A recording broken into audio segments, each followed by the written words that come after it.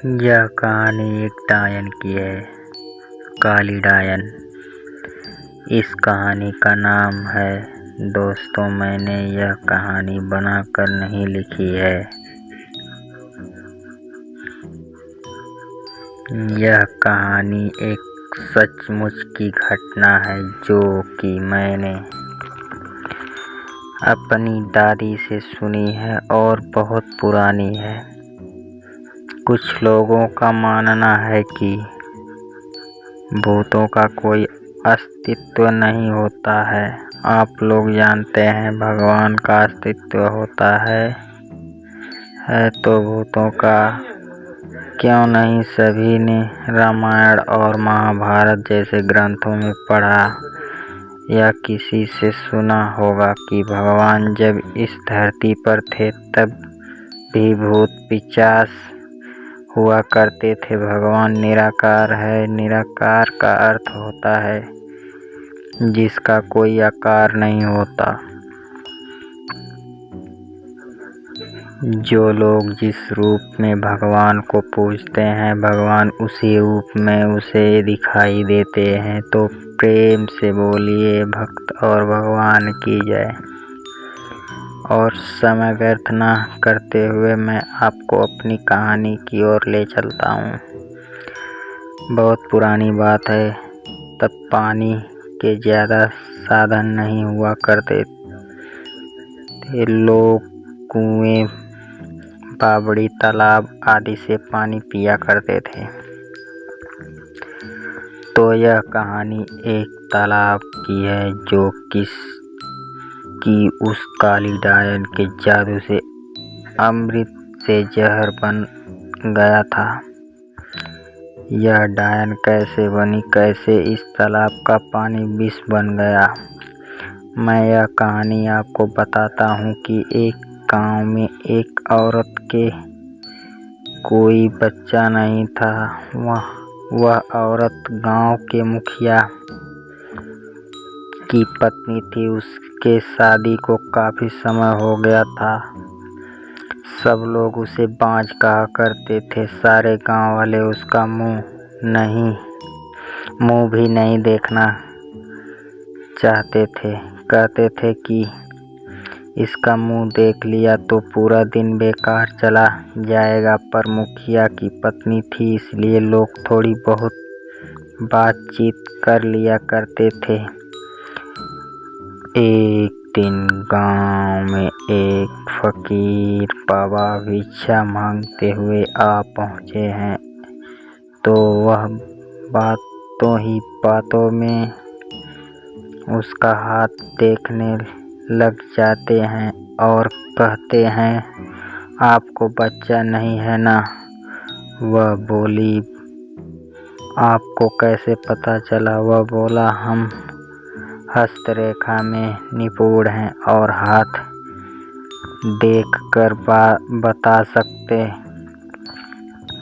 हैं कि होने वाला है, क्या होगा। वह बोली, अच्छा तो यह बताओ कि मेरे बच्चा कब होगा? तो उसने कहा, आपको भगवान ने बच्चा तो नहीं दिया है, पर मैं एक रास्ता बताता हूँ। वह सुनो।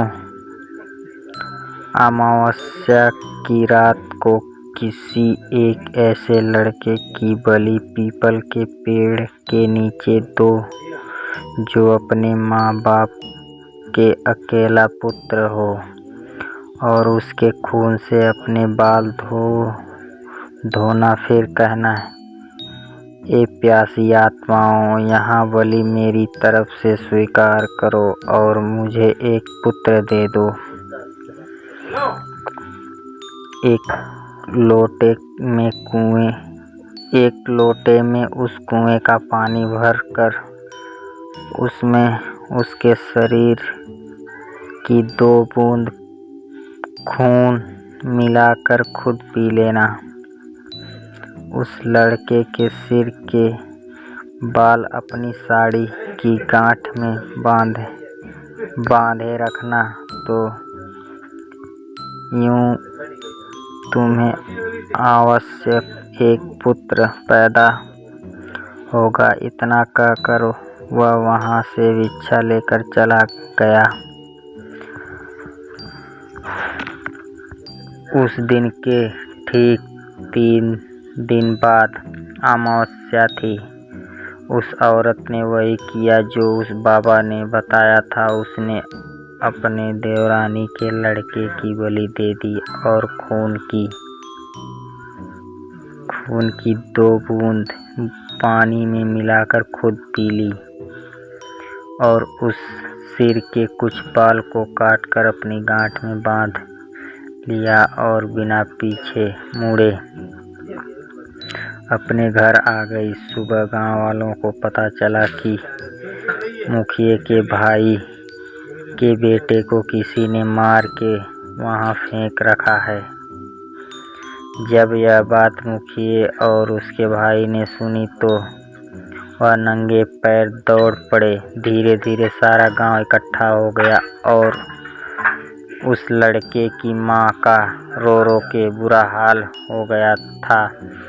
तब किसी व्यक्ति ने हिम्मत जुटाकर उस सिर को धड़ से जोड़ा और उसे नदी में बहाने की सलाह दी। वैसा ही किया।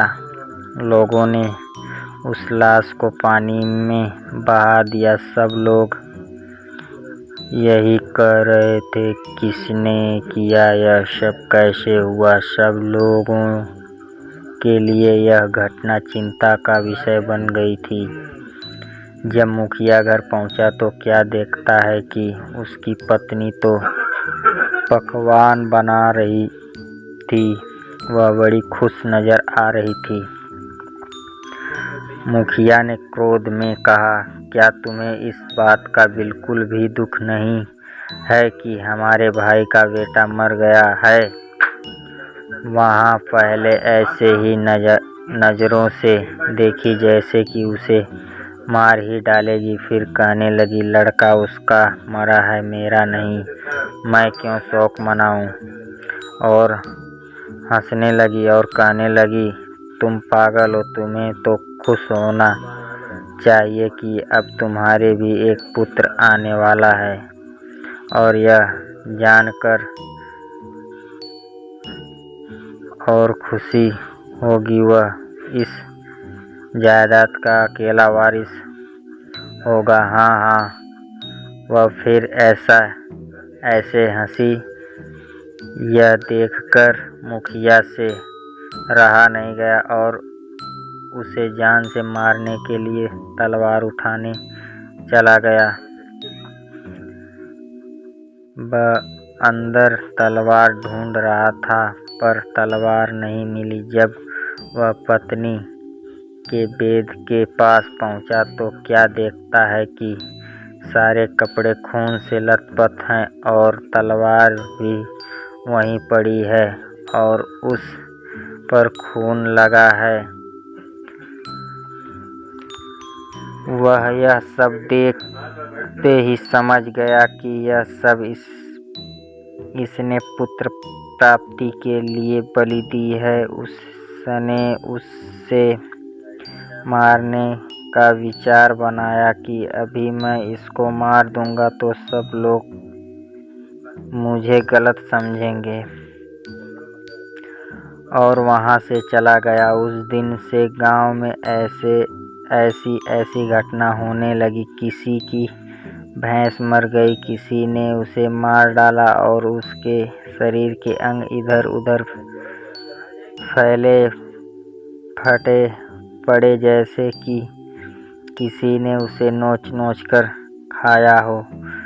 तो किसी दिन किसी का कुत्ता, किसी का बछड़ा, तो किसी की बकरी मर गई और उसी तरीके से वह मर रही थी जिस तरीके से भैंस को किसी ने मारा था। ऐसी घटना से सारा गांव परेशान था। किसी को यह समझ नहीं आ रहा था कि आखिर हो क्या रहा है।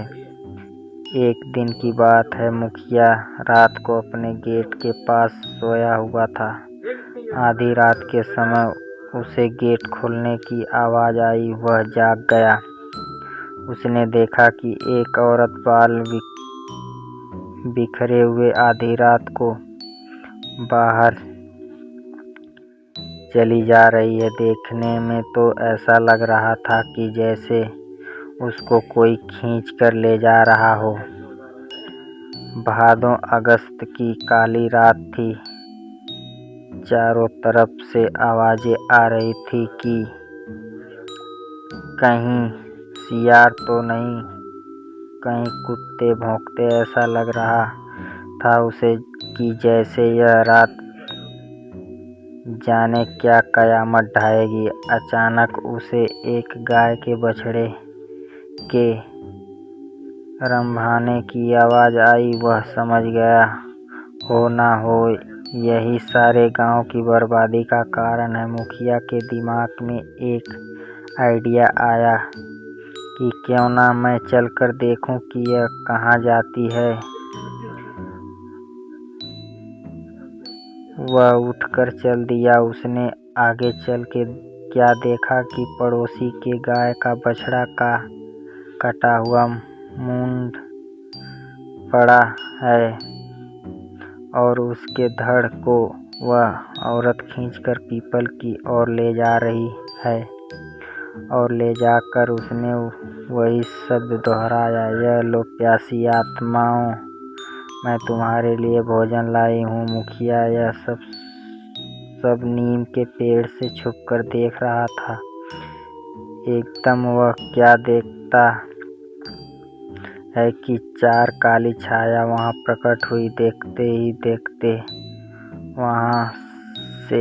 वहाँ ऐसे भयानक शरीर में बदल गई कि उसे देखकर उसके शरीर के रोंगटे खड़े हो गए। उनके बड़े बड़े दांत, लाल लाल आँखें, शरीर पूरा जला हुआ, बड़े बड़े नाखून, आँखें तो ऐसी चमक रही थी कि बार बार बदलने वाली लाइट जल रही हो। इतना भयानक दृश्य उसने अपनी जिंदगी में कभी नहीं देखा था। वह क्या देखता है कि वो चारों भूत और उसकी पत्नी उस लाश को खाने लगे, दोनों हाथों से लपालप, जैसे कि कोई भूखा व्यक्ति खाने पर टूट पड़ता है। यह सब देखकर मुखिया के पैर के नीचे की जमीन खिसक गई कि उसकी पत्नी एक डायन है। जब उन्होंने सारे मांस को नोच नोच कर खा डाला, तब उसने एक भूत की एक बात सुनी और कहा कि बस 3 दिन बाद फिर से अमावस्या है और हमारी शक्ति उस दिन बढ़ जाएगी। तब हम तुम्हें पूरी शक्ति सौंप देंगे और तुम अपनी मर्जी से कुछ भी कर सकती हो। तुम गांव वालों को अपनी उंगली पर नचा सकती हो। उसने यह सब सुनकर सारे गांव को चोरी चोरी जगा करके कहा, देखो मैं तुम्हें बताता हूँ कि तुम्हारी बर्बादी का एक डायन वजह से हुई है। और सब से कहा कि अपनी अपनी लाठी उठाओ और चलो मेरे साथ। आज उस डायन का अंत हम सब मिलकर करेंगे। और सब भागते हुए पीपल की ओर चल दिए। सारे गांव को अपनी तरफ आते देख सारे भूत तो गायब हो गए, पर वह डायन खड़ी रह गई। मुखिया की पत्नी को इस हालत में देखकर सारे गांव वालों के तो होश उड़ गए और वह रुक गए। मुखिया ने कहा, खड़े क्यों रह गए? यह तुम्हारी मालकिन नहीं है, डायन है, डायन। और यह बोलते हुए सब उसे लाठियों से मारने लगे। वह अपनी जान बचाकर भागी और भागते हुए उस कुएं में जा गिरी। उसकी साड़ी ऊपर अटक गई और वह चिल्लाने लगी, बचाओ बचाओ। सारे गांव ने कहा, इसे सजा अपने आप मिलेगी, लटकी रहने दो इसे। वह चिल्लाती रही। सारे लोग उसका यह तमाशा देख रहे थे। वह चीखती चिल्लाती रही, मुझे ऊपर निकालो, मुझे पानी पिलाओ, पर किसी ने उसकी सहायता नहीं की। पर वो बार बार यही बोलती रही कि मैं तुम सब गांव वालों को बर्बाद कर दूंगी। एक एक को मैंने पानी के लिए नहीं तरसाया तो मेरा नाम भी काली डायन नहीं। यही नाम दिया है तुमने मुझे, मैं तुम्हें छोड़ूंगी नहीं। 2 दिन तक उसकी लाश यूं ही लटकती रही। तीसरे दिन अमावस्या थी। उस दिन की रात के बाद उस लाश का पता नहीं चला कि कहाँ गई उसकी लाश, जबकि कुआं बिल्कुल सूखा था। उस बात को काफी टाइम हो चुका था। लोग उसके बारे में भूल चुके थे। कुछ दिन बाद ऐसे खबर सुनने में मिली कि उस कुएं से आवाजें आती हैं। कभी वही बात सुनाई पड़ती कि मैं तुम लोगों को पानी के लिए तड़पा दूंगी, और कभी रात में मंत्रों की आवाजें आती। लोग उस राज को समझ रहे थे कि उसका जब तक शरीर नहीं जल जाता तब तक उसकी आत्मा भटकती रहेगी। कुछ दिन बाद गांव के कुएं का अचानक पानी सूख गया तो वो लोग परेशान हो गए। कुछ दिनों बाद क्या देखते हैं कि जिस कुएं में वह मरी थी वह पानी से भर गया है। यह आश्चर्य देखते हुए कुछ लोगों ने कहा, क्या पता है कि उसी ने यह सब किया हो। कुछ लोग कह रहे थे कि उस बात को बहुत समय हो गया है, अब वो यहाँ कहाँ रखी है, और कह के चलो पानी इसी से खींच के पिया करेंगे। सुबह जब कुछ लोगों ने कहा चलकर पानी खींचते हैं, कुएं के पास पहुंचे तो कुएं में पानी नहीं। यह सब देखकर लोग आश्चर्य में पड़ गए कि पानी गया कहाँ। तब उसमें से अजीब आवाज आई, कहा था ना पानी के लिए तड़पा दूंगी। मुझे पानी नहीं पिलाया था तुम लोगों ने। हा हा हा। अब मैं तुम सबको पानी के लिए ही नहीं, खाने के लिए भी मुमताज कर दूंगी। यहाँ अब कभी पानी नहीं बरसेगा। हा हा हा हा। अब गांव वाले परेशान हो गए। उनके पास पानी खत्म हो गया था। दूसरे गांव से पानी लाना पड़ता था। पानी ना बरसने के कारण वह कुआं भी सूखने लगा। तब उस गांव के मुखिया ने भी उन्हें पानी भरने के लिए मना कर दिया और कहा, तुमने जो किया है उसके लिए हम क्यों दुख झेलें। जाओ अब उसे भुगतो। कभी कुएं में पानी आ जाता तो कभी नहीं। जब गांव वाले प्यास से परेशान हो गए तो कुछ लोगों ने उससे पानी खींच लिया और उसे जैसे ही पिया तो उसका शरीर पूरी तरह से सड़ गया। किसी को चर्म रोग हो गया, किसी के हाथ पैर गलना शुरू हो गए। यह भयानक दृश्य देखकर और लोगों ने तो उसे छुआ तक नहीं। अब गांव वालों की बुरी दशा हो गई। सब लोग भगवान को याद करने लगे, भगवान यह सब किस जन्म के पापों की सजा दे रहा है तू। बस चारों तरफ हाहाकार मच गई। उस दिन से गांव में तो जैसे मातम छा गया हो। दूसरे दिन सुबह में उस गांव से एक बाबा आता हुआ नजर आया। सफेद वस्त्र, माथे पे तिलक, हाथ में कमंडल, एक हाथ में माला, बस राम का नाम लेते हुए चले आ रहे थे। सब गांव वालों ने उस बाबा को आते देख सब लोग उनके चरणों में गिर पड़े और कहने लगे, बाबा हमें इस संकट से बचा लो। बाबा ने कहा, क्या बात है, आप सारे गांव वाले इतने परेशान क्यों हो? तब बाबा को मुखिया ने सारी बात बताई। तब बाबा ने कहा कि मैं तुम्हारी इस काम में अवश्य मदद करूंगा।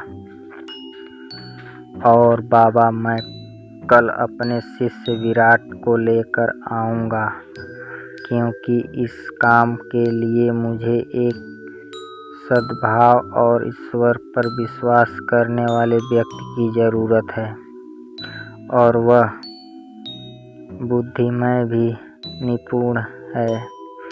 आप लोग धैर्य रखिए, अवश्य वापस आऊंगा। यह कहकर बाबा वहां से चले गए। दूसरे दिन सूर्य उदय होने से पहले वहां अपने शिष्य विराट के साथ उस गांव में पहुंच गए। सब लोगों ने बाबा को प्रणाम किया। बाबा ने कहा कि कुछ लोग जाकर पूजा का सामान लेकर आओ, मैं यहाँ पर हवन करूँगा। और अपने शिष्य से कहा कि तुम इस कुएं में अंदर जाकर उस डायन का अंत करोगे। और अमीन, तुम्हें कुछ ध्यान में रखने वाली बातें बताता हूँ कि इस कुएं में उतरने से पहले तुम्हें सच्चे मन से भगवान का स्मरण करके बिना मुंह में पानी जाए हुए नीचे पहुंचना पड़ेगा। और तुम्हें इस कुएं की गहराई यानी पाताल तक पहुंचना पड़ेगा। ध्यान रहे, यह काम सूरज डूबने से पहले खत्म करना पड़ेगा, क्योंकि दिन के डूबते ही बुरी आत्माओं की शक्ति बढ़ जाती है। ध्यान रहे कि सबसे पहले डायन के बाल काटने हैं, जिससे वह कमज़ोर पड़ जाएगी। जब वह पूरी तरह से कमज़ोर पड़ जाए तब भगवान का नाम लेकर यह खंजर जो मैं तेरे को दे रहा हूँ, इससे उसको मार देना और उसके शरीर को जला देना, और मैं यह यज्ञ करके तुम्हारी मदद करूँगा। उनका शिष्य तो समझ गया, पर कुछ गांव वालों ने पूछा, बाबा इस कुएं में पानी में कैसे उसकी लाश को जलाओगे? तब बाबा ने बताया कि वह पाताल लोक में अपने घरों की तरह रह रही है। वहाँ भी आत्माओं और भूत प्रेतों के घर हुआ करते हैं। तब गांव वालों को समझ में आया। बाबा ने अपने शिष्य से कहा कि अब देर मत करो, तुम जल्दी जाओ। तब उनका शिष्य ने भगवान का नाम लेकर उस कुएं में कूद गया और इधर बाबा मंत्रों से यज्ञ करने लगे। जब विराट वहां पहुंचा तो देखता है कि काफी बड़ा खंडर है और कहीं से मंत्रों की आवाजें आ रही हैं। तो वो वहां जाकर क्या देखता है कि एक बाल बिखेरे हुए औरत आहुति आग में दिए जा रही है। जैसे ही वह उसके पास पहुंचा तो उसे पता चल गया और वह पीछे मुड़कर देख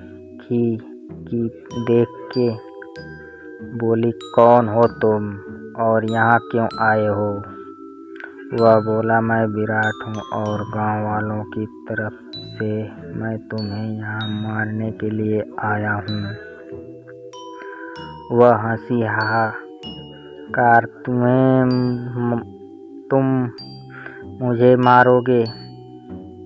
साधारण मनुष्य, गांव वालों ने तुम्हें भेजा और तू मरने चला आया। लौट जा और अपने प्राण बचा ले।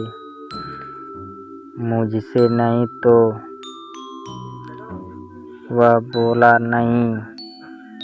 नहीं तो क्या मुझे मार डालोगी। वह बोली, समझदार हो। वह बोला, तू अपने प्राण बचाना चाहती है तो इस गांव और इस कुएं को छोड़कर चली जाओ, नहीं तो मुझे मारना होगा। उसने इतना कहकर जैसे ही उसके ऊपर उसे मारने को झपटा, वह एकदम गायब हो गई और उसका बार खाली निकल गया। अब बस उसे उसकी आवाज़ सुनाई दे रही थी। अब वह क्या करे। उसके पीछे से उसे एक बार उसने उसे ऐसा मारा कि उसका सिर दीवार से टकराया और बेहोश हो गया। तभी उसे उसके गुरु की आवाज़ सुनाई दी, बेटे अपनी आत्मा की शक्ति से देख और भगवान क्या ध्यान लगा, तुझे सब कुछ नजर आएगा। उसने भगवान का ध्यान करके आंखें खोली तो उसे वह डायन दीवार से छुपी हुई नजर आई और उसके बाल दिख रहे थे। तभी उसको गुरु की बात ध्यान आया तो उसने झट से उसके बाल काट दिए और वह झट से उसको मारने के लिए खंजर उठाया तो वह गिड़गिड़ाने लगी कि तुम आदमी हो, मैं औरत और मैं निहत्थी हूँ, तुम मुझे छोड़ दो। और रोने लगी। बाल काटने से उसकी सारी शक्ति कमज़ोर पड़ गई। पहले तो उसे उस पर दया आई, पर जब गांव वालों के दुख को याद किया तो उसने देर ना करते हुए वह खंजर उसके सीने के बीच उतार दिया और उस अग्नि कुंड में उसके शरीर को जला दिया। उसकी आत्मा चीखती चिल्लाती हुई वापस आऊँगी, मैं वापस आऊँगी उस कुएं से ऊपर से निकल गई। जब गांव वालों ने वह आत्मा देखी तो वह लोग डर गए। तब बाबा ने कहा, अब कोई डरने की बात नहीं है। अब इसका शरीर खत्म हो चुका है। अब यह तुम्हारा कुछ भी नहीं बिगाड़ सकती। तभी विराट कुएं से बाहर आया। तब गांव वालों ने उस बधाई दी और कहा कि अगर तुम ना होते तो पता नहीं हमारा क्या होता। तब विराट ने कहा, यह सब तो भगवान की कृपा है। तब बाबा ने गांव वालों से कहा, अब तुम खुशी खुशी से इस कुएं का पानी पी सकते हो। सभी गांव वालों ने पानी पिया और बाबा का आदर सत्कार किया। तभी जोर जोर से बादल हुए और पानी बरसने लगा और गांव वाले खुशी से झूम उठे। तब उस गांव में फिर से खुशहाली छा गई। दोस्तों, यह थी काली डायन की कहानी। यह तो आपको पता होगा कि आप लोगों को कैसी लगी, पर मनुष्य एक खुशी के लिए इतनी हत्याएं करे तो वह खुशी नहीं, दुख खुशी है, खुद खुशी है। क्योंकि ऐसे लोगों को भगवान भी अपनी शरण भी नहीं देता। क्या पता वह बाबा जी ही भगवान ही बनकर आए होंगे।